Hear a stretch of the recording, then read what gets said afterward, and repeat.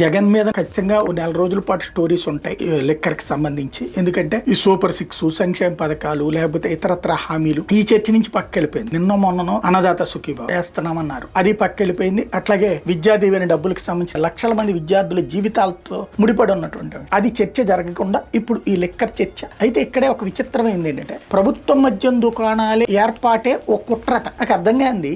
ప్రభుత్వ మద్యం దుకాణాలని ప్రైవేటు మద్యం దుకాణాలుగా మార్చినందుకు కేజ్రీవాల్ అరెస్ట్ అయ్యాడు, అందుకు జైలు పాలయ్యాడు. అందులో పార్టిసిపేట్ చేసి షాపులు పెట్టించినందుకు కవిత జైలు పాలయ్యింది. మరి ఇక్కడ ప్రైవేటు మద్యం దుకాణాలు ప్రభుత్వానికి చేరిస్తే కుట్ర ఎట్లా అవుతుంది? ఇంత చిన్న లాజిక్ ఎలా మిస్ అయ్యారు మీరు? ప్రభుత్వమే రెస్పాన్సిబిలిటీ తీసుకుని ఈ టైం నుంచి ఈ టైం వరకే షాపులు, అప్పుడు బతిన్లాడినా కూడా షాపులు పెట్టలేదనే కదా లిక్కర్ తాగే వాళ్ళకి గొడవ.